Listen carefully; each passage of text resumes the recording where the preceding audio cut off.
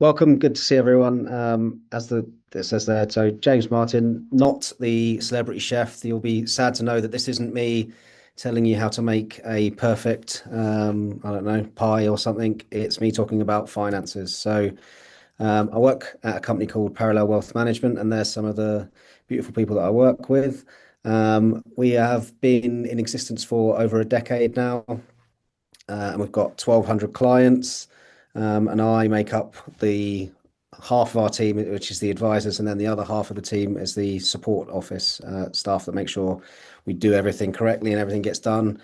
In terms of kind of what it means to work with us, so we've got over £250 million of funds under management, and the really powerful part to this slide here in particular is the 79% of new clients come from existing clients, which hopefully you take from that to mean that we're doing a good job for the people that we look after, and they then tell the people that in their lives that we're doing a good job for them.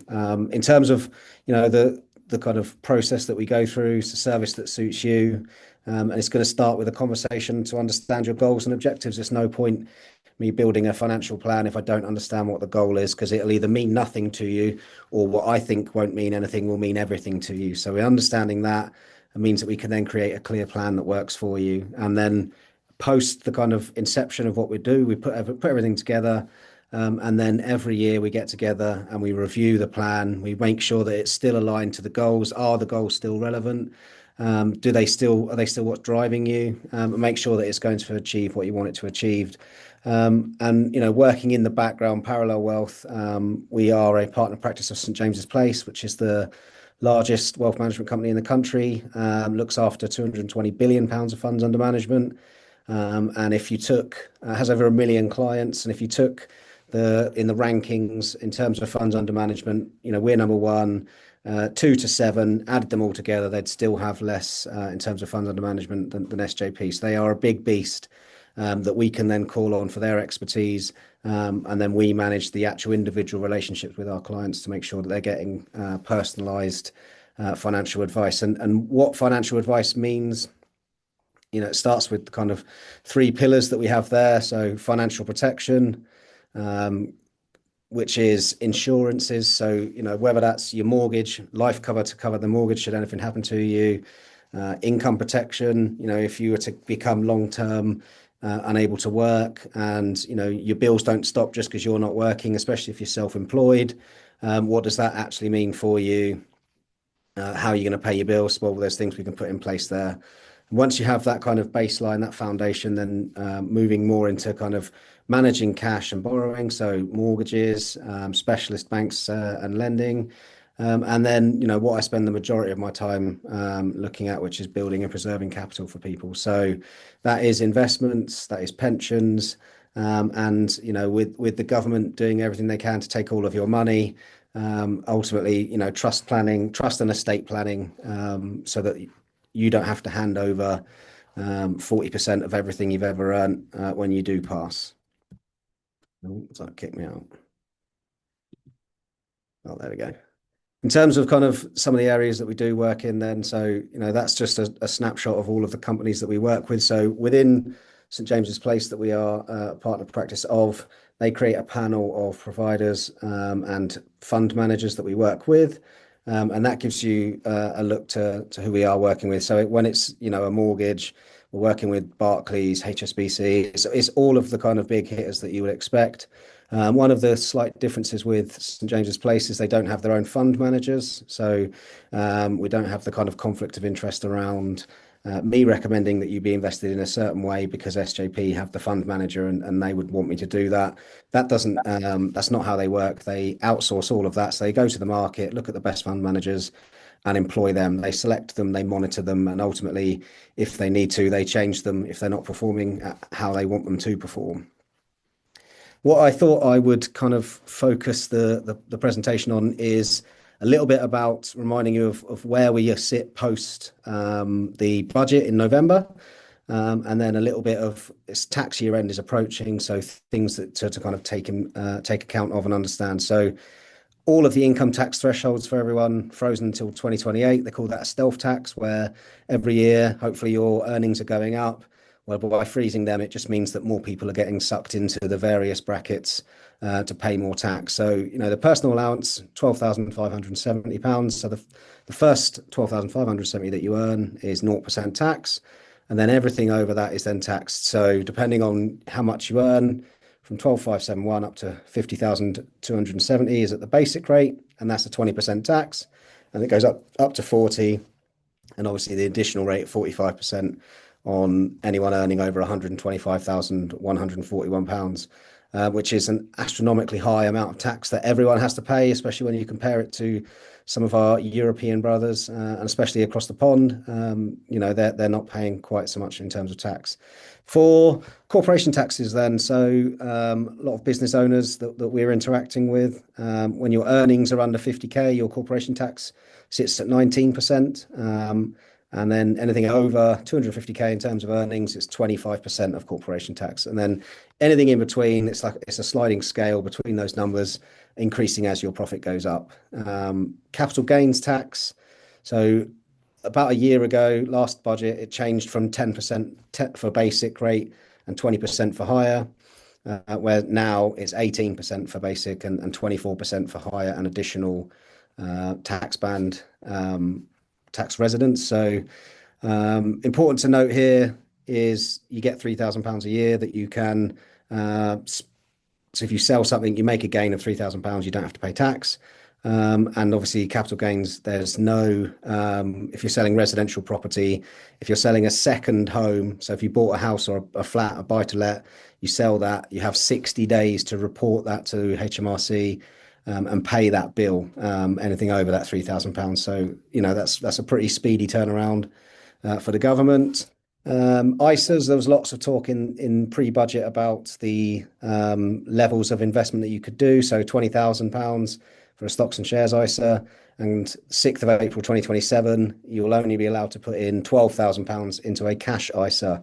The government's thinking there is that the other 8,000 that you'll have left over, you'll just invest. The reality of the situation will probably be different, and they'll just leave that £8,000 in their bank. The nil rate bands, so they're all frozen to 2031. Everyone can pass up to £325,000 of assets from their estate to anyone and not pay any inheritance tax. Anything over that is then 40% tax. If you are giving your house to your children or grandchildren, then you can get access to the residential nil rate band, which is 175K. So £500,000 there, for one person to hand that property down to children, grandchildren. And if you're a couple, then that means that you've got basically £1 million worth of assets to kind of, make sure that they're under. Another significant change was around pensions, which comes in 2027, where up till that point, pensions all sat outside of your estate for inheritance tax. So the kind of default setting was make your pension as big as possible. You can hand it to your kids and there'll be no tax. Well, that's now changed, or will change next year, and they will again come into your estate. And if you think, oh, I'm nowhere near that. Well, property prices in Cambridge or in the surrounding area, southeast of England, are going in the direction that will, mean that lots of people get caught out by this kind of thing. And then the other particularly cruel ones is the savings interest. So as a basic rate taxpayer, you can have £1,000 of interest on any savings without paying any tax, and then £500 if you're a higher or additional rate in tax bracket before you pay any tax. But if you hold a significant amount of cash in your bank, there's a potential for the taxman to come and grab your money, which you don't want. I know there's a few people that own businesses, so looked at the alternative income allowances. So if you rent out a property, there's a 2% increase to all of your profits. So changing from April 27, going from what would be standard rates, it's 22%, 42%, and 47% respectively. And then dividends, everyone has a £500 allowance that they can pay themselves out and pay no dividend tax. But again, from April this year, the basic rate is going up from 8 to 10.75. The higher rate is going from 33 to 35, and the additional rate is staying the same at 39.35. Shares, if you have shares in the company, that you work for or that you own, then capital gains tax is going to apply to those on sale of those shares. So when it comes to get your money out from those shares and put them into cash, then you're going to trigger capital gains tax on anything over £3,000. If there's anyone that is employed and makes pension contributions through salary sacrifice, well, again, another move by the government that I'm not entirely sure why, but 6th of April 2029, they're removing the national insurance breaks that they gave businesses or give businesses currently on any amount that you sacrifice. They don't have to pay the national insurance on, where now they're changing that to £2,000, and anything over that, then they're going to have to pay the national insurance contribution. So for employers, that means, for anyone that's in the basic rate, then they're going to pay 8% of national insurance contributions on that, any amount that they're sacrificing, and then 2% over. And for employers, more importantly, they're going to have to pay that 15% on their contributions towards national insurance, which, for my mind, is going to drive the behaviour where they just won't let you salary sacrifice because it's not as advantageous for them, which means you'll just get offered less in your pension and you'll have less money in your pension pot, and then ultimately end up reliant on the state. So it'll have the exact opposite effect of what they claim to want in terms of getting people to save for pensions. Tax year end. So 5th of April, the tax year ends. Things to be considering doing, looking at. So your ISA, you've got £20,000 at the moment. It doesn't roll over, it doesn't kind of accumulate. So if you don't use it, you lose it. So make sure that you've hit those allowances if you can. Your pension. So pension contributions, you can either contribute a maximum of 60k or 100% of your relevant earnings, whichever is the lesser amount. And if you are a business owner, then they reduce your corporation tax by making those contributions. So not only are you extracting the money out of your company, paying it into your future, into your pension, you're also reducing your corporation tax bill. So all very good. Annual gifting allowances. So you get these every year, so take advantage of them. You can gift £3,000 to anyone and not make or not pay any tax on it. You can do £250 small gifts however many times you want to different people. You can't do £250 to over and over again to the same person, but to any other person, you can do as many of those as you want. If you have anyone that you know is getting married, so if your children are getting married, you can gift them £5,000. And if grandchildren are getting married, it's £2,500. Like I said about the CGT, the capital gains tax allowance, so £3,000 there again. So thinking about whether you're going to be buying or selling assets, then get that done. One of the key things that we find can really catch people out is national insurance contributions. So the new state pension, when that changed over, you had to have 35 years of contributions as to get the maximum out of it, and a minimum of 10 years of contributions to get anything out of it. So well worth checking. It is going to be 12.5 grand that the state will give you for at least a few years, depending on when you retire and depending on if the state pension exists when some of us get to that age. And then the other one will be charitable donations. So using gift aid, again, will reduce your tax bill. Plus you get the kind of feel-good dividend of that you're doing a nice thing and the right thing. So all very good. In terms of when clients come to me and we talk about, for example, a cash ISA versus a stocks and shares ISA, this for me is a very powerful chart to look at. And what it does is it shows you cash, bonds, inflation, and equities. So over a 10-year period, if £10,000 was invested in each, what does that mean? What's the kind of journey that you go on?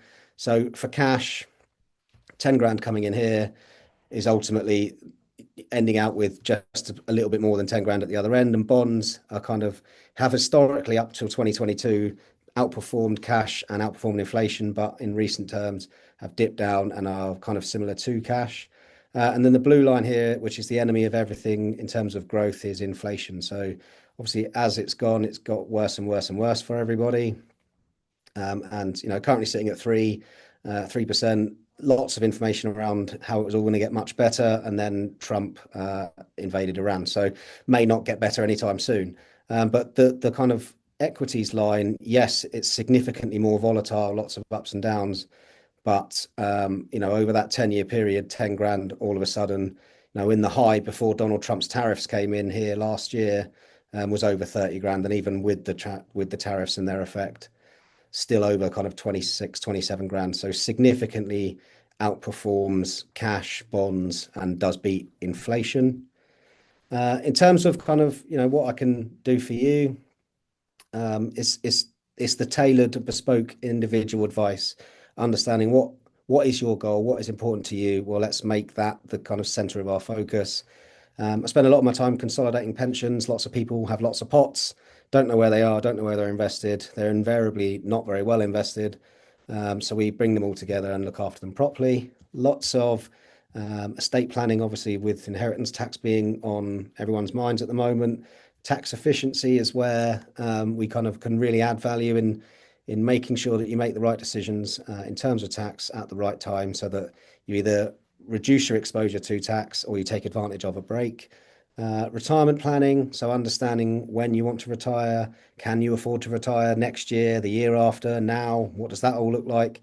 And these two here, the avoiding mistakes and peace of mind, are where I think, it becomes invaluable. Avoiding mistakes, people are, emotional humans, and when they see their life savings going in the wrong direction, they are tempted to do things like sell everything and put it in their bank, which then locks in the loss. And then, within 6 months, it's all kind of recovered, and they're now significantly financially worse off. And I would be the person that would be there to kind of stop you making those decisions as best as I can.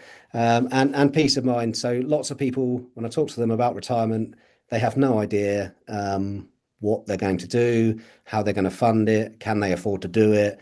All of those kind of questions are what we were able to answer by, the cash flow modeling, which is this thing here, inputting all of your data, understanding what your expenses are, what they're going to be long term, or what happens if I give little Johnny here 25 grand for a flat deposit on his first house. What does that do to my savings?